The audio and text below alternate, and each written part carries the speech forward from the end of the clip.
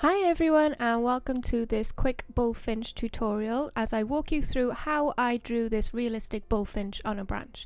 So as always I start out with the eye first and I use some greys first to mark out some of the little highlights, and then I went around with the black to really darken it out. And then I started working around the little details around the eye, as there was lots of little bumps and circles, so I just added them in. And now I'm working on the head of the bullfinch, and first I use lots of light layers of different blues. So we've got Payne's grey in there, we got some mauve, and then using the Payne's grey to really get the dark values in, and again just blending all these different colours together. I think there was a bit of dark indigo in there as well, and then I'm blending with a little bit of sky blue and some of the cold grey just to bring out some of the highlights as well. And then going back in with my Payne's grey, and then I start going in with the black towards the front of his face where it was really dark values in there, and then just a little bit of grey around the side of his eye. And now we work on his beak, and again I start with my lighter colours first, and then I'm adding some Payne's grey and some sky blue and cold grey. And there's just a little bit of yellow on the bottom of his beak, which I got in there with some Polychromos cream. So I'm just blending all of those together, again working from my lights to my darks, and making sure I really burnish and blend to get it nice and smooth looking. And now I work on the chest of the bullfinch, and first I start off with my light layers. So we've got a little bit of the Polychromos ivory mixed with some Polychromos light flesh and just a little bit of cream to try and get a really light peachy colour that we got underneath those feathers. And then I work on top with some light oranges, so I think I got the sanguine and light cadmium orange and dark cadmium orange. And the technique I'm using is just doing little lines together to create the texture of the feathers. So it's just lots of little lines going across, and then I'm burnishing out with my lighter colours over the top just to soften it a touch. And you can see I'm working in sections rather than doing the full chest first, so this helps keep my eye focused and not be intimidated by a large section to do in one go, but just little sections bit by bit. And I'm focusing on the shadows in the feathers as well, so you can see I've got some of the darker oranges sort of going under to make the impression of lots of layers of feathers over the top of each other. So I'm just using the same technique down the chest. So you can see I'm using my light flesh and ivory Polychromos first, working them on top of each other, blending them out, and then I'll go on top with my darker oranges. And you can see I'm using the technique of doing all those little lines on top of each other. You want to make sure they overlap as well, just like feathers overlap each other. And I'm paying attention to the direction of the feathers as well, so you can see they're going around the chest, sort of in a curved shape. And then there was just a tiny touch of sort of like a lilac-y violet in the middle of those chest feathers there, so I just got that in as well. And now as I work over the edge of the chest, as they overlap into the wings, I can see that the feathers are a lot longer, so you can see my lines are longer than the rest of the chest feathers. So you want to pay attention to the length of the feathers as well around the bird. So now I make my way down to the bottom of his chest, sort of his belly area, and again using the same technique, but it's a little bit darker down here where he's in shadow. So I'm just using some more orange rather than the pinks. And I'm using a little more pressure just to get it nice and dark and rich. And then under the wing there is quite a shadow, so you can see I add in a lot more orange and make it a lot more saturated on that area there. And as we get down further on the chest, there's lots of sort of feathers overlapping and coming out from each other, so you can see I'm almost sort of cross-hatching there, where the feathers are going in different directions and overlapping each other, and then I'm burnishing and blending them out with my light flesh on top there then. And I just make sure I get all the shadows in and all my deep tones as well.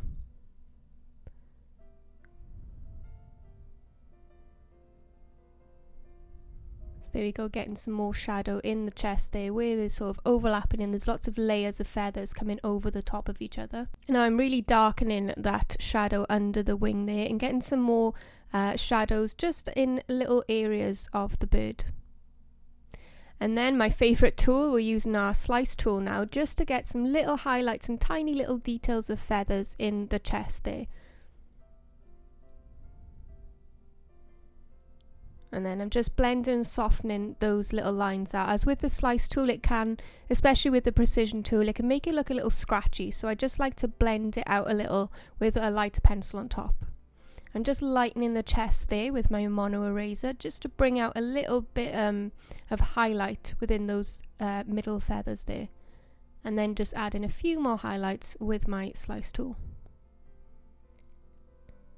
And then I like to go in between those little highlights and just darken to really bring out some depth in the feathers. And then I'm just adding those little shadows underneath as well. Okay, so now we work on to the back of the bird.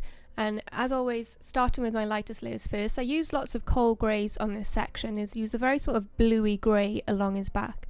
And I'm using the same technique of just drawing those lines and following the shape of the bird around. So my lines aren't straight, they sort of curve around the bird. And then I'm blending it out with a coal grey, a lighter coal grey, and then adding a few more textures in with my slice tool. And then I'm using the same technique on this wing here as well, and you can see the feathers have changed direction and they're all going in like different ways and overlapping each other. You really want to make sure you get them overlapping and going in the right direction to really get the depth of the feathers as well. So I'm just adding a little more shadow in between those little lines with my Payne's grey pencil there. And now we move on to this little tiny wing that's coming out there. And now this is a very dark, rich blue colour. So we're going in with some blues and Payne's grey. And I'm just darkening and then blending together with a light pencil. And then we have those little feathers sort of overlapping into that area. So I use my slice tool for that. Just those tiny little details. And then this area was very white, so I didn't really do much on those little areas. I think I just used a warm grey 1 and 2. And now we have some of those brown feathers, and then I made sure to use my slice tool again to overlap the orange feathers over the top of these brown ones. And now these under feathers, these long ones, were quite tricky to do because there were so many different lines and there was lots of different highlights and shadows as well. So I just took my time sort of mapping them out and then building up my layers. So starting with the lights first and then to darks, and just mapping out where the shadows were and then filling them in. So you can see I'm working up my layers and slowly darkening and then adding in some highlights. And again with my slice tool as well, just to get those really thin lines in there. And now we move on to the little tail feather. Now this was really smooth compared to the rest of the feathers. So I just used really sort of light layers and just blended them together. I didn't use any textures at all. Sort of more of a circular motion to really get it nice and smooth. And then we got those top layers on top, the top feathers there. So I just use the same technique of mapping out and building up. And now I'm just darkening a few little areas of the bird, just adding in a few more highlights and just generally tidying up and darkening and lightening any areas that I think need it. Okay, so now we move on to the branch. Now this was really fun to do. The branch did look intimidating at first, but then as I worked on it, I figured this technique is really simple but really effective as well.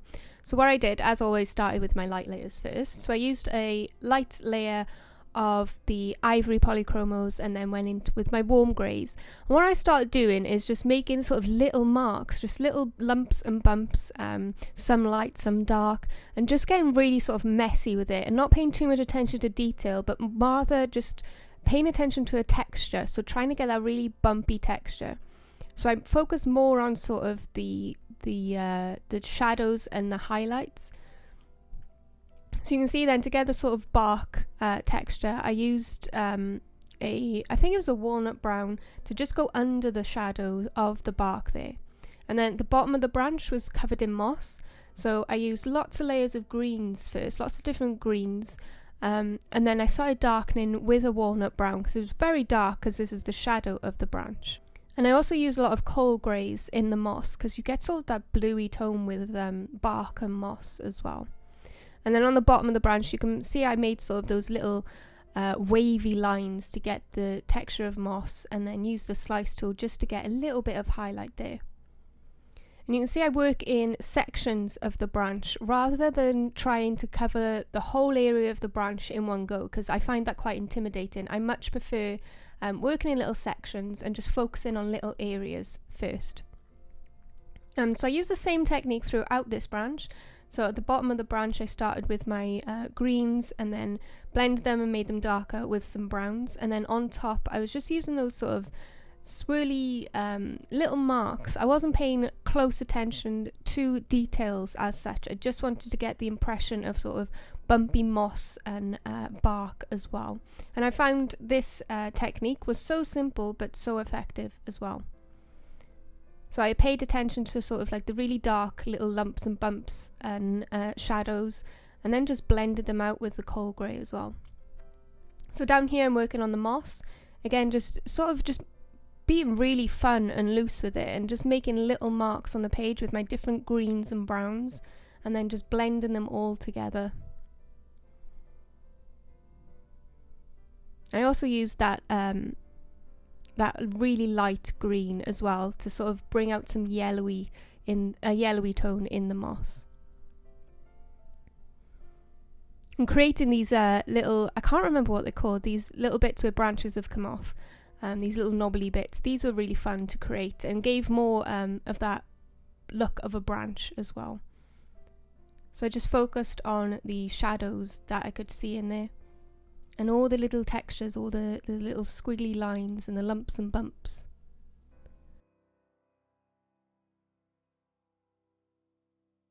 And again, using the slice tool then just to bring out a few more highlights. And after I've used the slice tool, I like using the ivory pencil just to sort of blend those together. As like I said before, sometimes with the slice tool it can leave it quite scratchy, so I use the pencil on top just to soften it a touch. So now as we're working under his feet, I'm just using some coal grey, some light greens, and then start darkening those shadows as well. And again, using all those little squiggly lines for all the texture of the moss as well. So I'm using some bistre on this area as well, so it's a little bit lighter.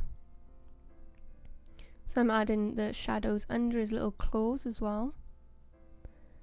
And then again, starting on the dark area of the branch, so using my light greens first and then building up through my darks and really blending it and getting it nice and dark. And then using a slice tool to bring out some highlights. So on the bottom of the branch, I'm not really making any texture. I'm just getting it nice and dark first, really smooth, and then I'll add the texture on top afterwards. So I'm going in with some coal grey along the top of the branch and a little bit of the ivory as well. So it was a lighter colour on top of the branch and then darker underneath, where we've sort of got that really dark moss, and then on top is just the light bark colour. So again, using those squiggly lines and little lump and bumps, and just being really loose with it, like I said. It was really fun to create. Like I said, the branch was a little bit intimidating first. I thought, oh, there's so much detail in this branch, how am I going to get it across? But I decided I didn't want it to be completely full of realistic detail, as I didn't want to take the attention away from the bullfinch. I just wanted to make it look like he was on a branch. But all the detail and focus to be on the bullfinch himself, not the branch. So you can see I'm just darkening under sort of the bark area now with a walnut brown pencil. You know, that little bumpy bark you get on top of a branch. And then adding some highlights in the moss there, and then going over with my ivory pencil. And there was a little light bit there which was fun to get in. Just a little bit of change in the branch. Okay, so now we move on to his little claws. So first I'm starting with my darkest tones on these, just because I wanted to get the shadow in and sort of map out the shape of the claws as well. I'm using some light flesh and cinnamon for these claws here. So I'm using the cinnamon in the darker areas, and then I'm using this Indian red to really get those shadows in. So I'm using those, if you look closely, they got like almost scaly feet, and I'm just making those lines curve across and darkening. And then there you have it. There is our bullfinch. So I hope you enjoyed this quick tutorial. If you'd like to see the full in-depth tutorial with the line art, the reference photo and the colour swatch sheet, you can join my Patreon. That's patreon.com/art by Rhia. And if you join my Welsh Cob and Eventers and Frisian tier, this video will be available to you in depth in 3 parts, where I voice over in real time and explain to you further in depth what exactly is that I am doing. So I hope you enjoyed this one, and I will see you in my next video. Thank you for watching, guys. Bye.